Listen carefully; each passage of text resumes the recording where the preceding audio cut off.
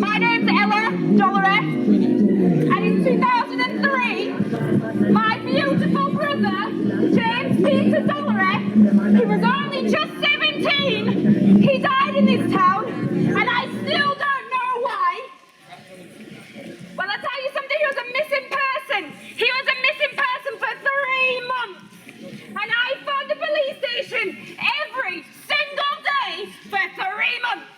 And I got no decent response. They refused to search for him as a missing person. And then his body was found, a murder investigation was launched, and I still to this day do not know who killed my brother. Because you know what? His life mattered to me, and it matters to you. It matters to you. I don't know.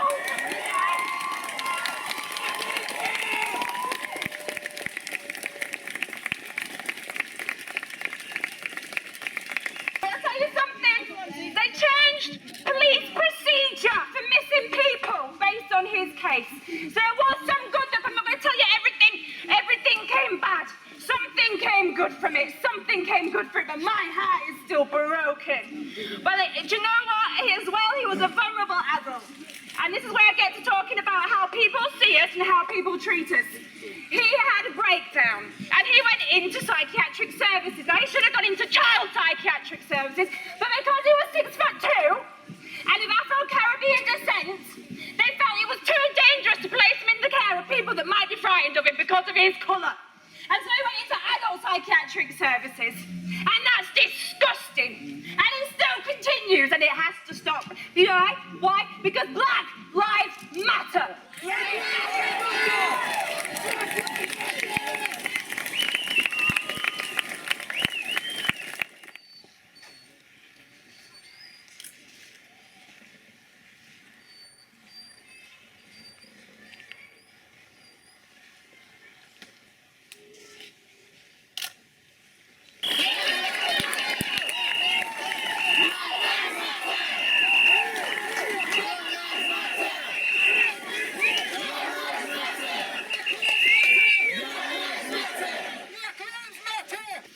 Adrian was a 34-year-old young black man.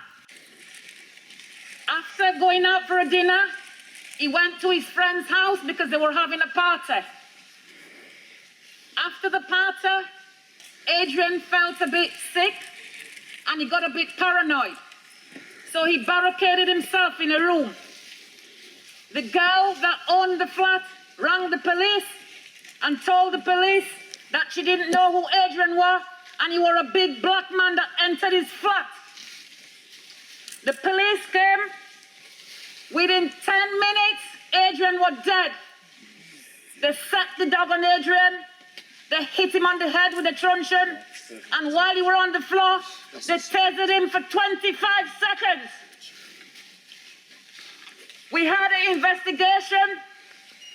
The IPCC found the policeman committed a crime. He went to the CPS. The CPS says that they didn't find any criminal offense. He went to a misconduct in Staffordshire Police. They were found guilty. They appealed and they upheld the guilty. The two policemen, one of them retired. One of them retired, while the other were waiting for retirement. They both retired before they had the inquest. When I had the inquest, they told a lie. They said that Adrian was aggressive, he was violent. Tell me anybody here can fight a police dog. Anybody that can fight off a police dog, put the hands up. Right. After the inquest, they said that the sergeant was promoted to an inspector. Shame. Shame. Shame on you. On the last Saturday in October, every year, we've got an organisation called United Friends and Family, and we go down to London, Trafalgar Square, every year, and we march from Trafalgar Square to Downing Street. And I would like everybody here to get in touch with Corinne, and if they'd like to go, just let me know. It's every year, the last Saturday in October. I'd like everybody to say Adrian's name. Adrian McDonald! Say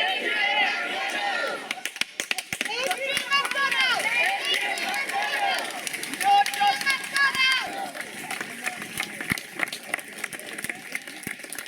Hello everybody and thank you for coming. We are parents of Yaqub, killed 3.5 years ago. To date, we have no answers. They said they found a gun in the car, no fingerprints of Yasser, no DNA of Yasser, no body cameras were bought by the police. We are still waiting for answers, and up to now, everything they've done has been out of order. Now we have been for 3.5 years fighting for justice for Yasser. This justice will go on and on. It will not finish. So we go to London every year on the end of October, as Germaine said, 31st of October, UFFC campaign from Trafalgar Square to the Downing Street. I have been to see the Prime Minister 3 times, been to the Home Office, been on many protests. Last week I was at the Parliament at the protest again, and to today, no answer. IEPC, a waste of time. So, please join me in saying, justice for... Yes, sir! Justice for... Justice for... We do your thing! We do your thing! We do your thing! Wait! Police are the murderers! Police are the murderers! Police are the murderers! Thank you very much.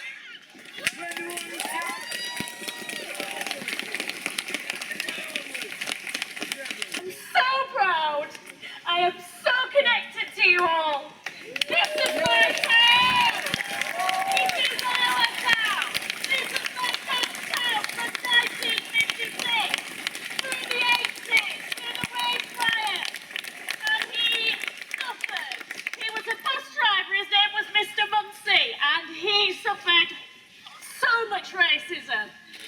but he was so dignified and he was so civilized, and that's what we should be.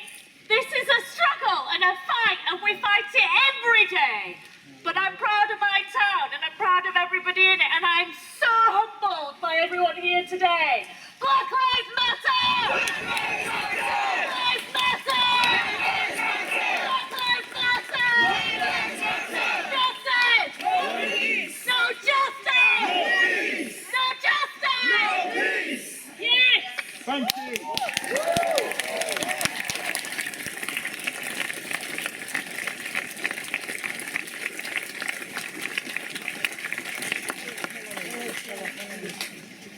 So yeah, next month marks 2 years since I've been released from Lincoln Detention Centre.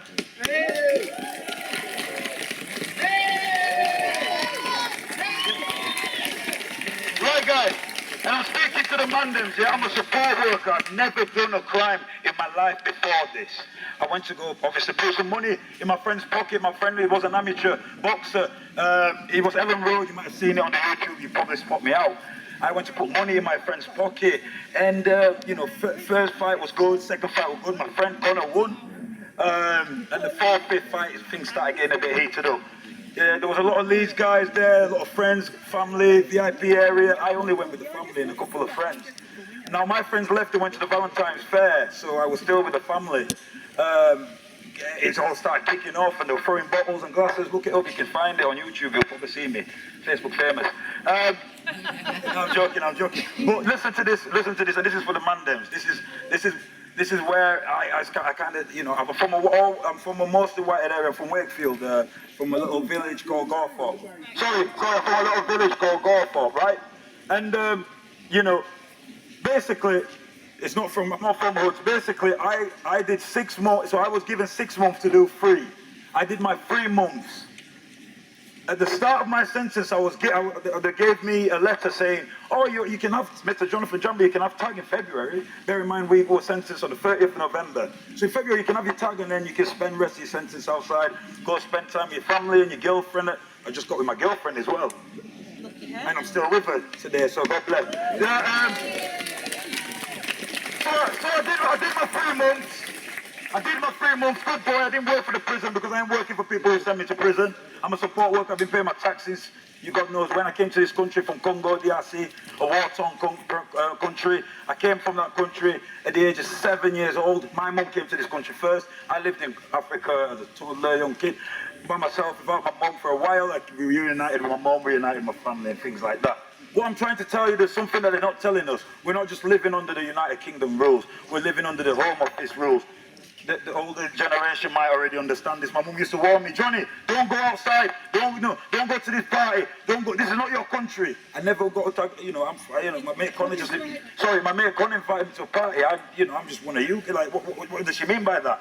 I know what she means by that. So after the 3 months I spent in prison, they transferred me. So on the Wednesday, I'm giving away my noodles. I'm giving away my clothes, my trackies. I'm like, yo, I'm going back to Osset. Yo, I'm going back. No, I was transferred. It was Wednesday. I was meant to get released. It snowed that week, and so I was transferred. I waited until the snow was gone the weekend. The Monday, I was transferred to Lincoln Detention Centre, where I didn't know when I was going to get released. Thousands of pounds were spent on solicitors. The solicitors that got us our rights to be in this country in the first place, that got us the asylum seeking, what we're seeking, the refugee status that we was asking for.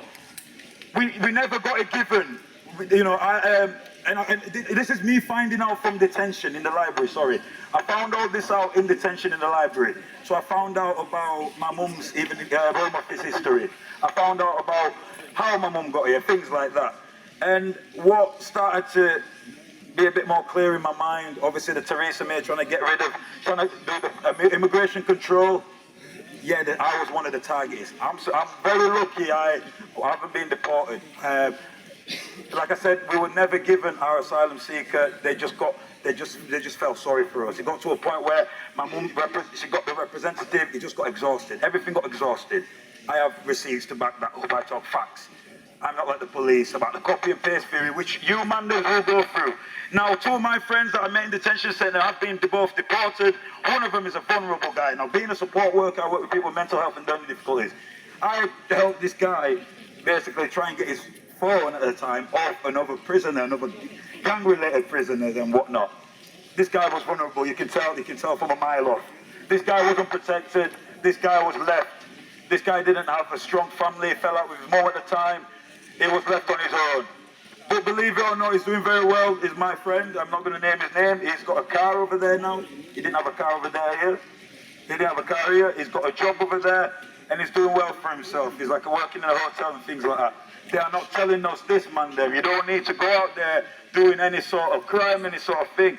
Now, I've got violence disorder to my name, and I've never hurt I've been in fights, I've done that, but I've never, ever hurt anybody. Now, I came out of detention centre, and I was told, Mr. Jonathan Djamba, you cannot work. So I came out around July. I wasn't allowed to work. They were happy for me to move into my private rented flat, but not back home with my mum or my family. My girlfriend, she was basically my bail thing. So if I get into trouble after the detention, she has to pay £1,000. Some of the mandems already know about this. What I'm trying to say is, they are not telling us this. And guess when I got my freedom? I got my freedom a week before lockdown. I have never left this country. Every tax bit, every bit of my money. I tell you, sometimes I don't even buy trainers just because. What the fuck am I going to spend it on? Wish everyone well now. Well, thank you very much, everyone. Be careful out there. It's a dangerous world.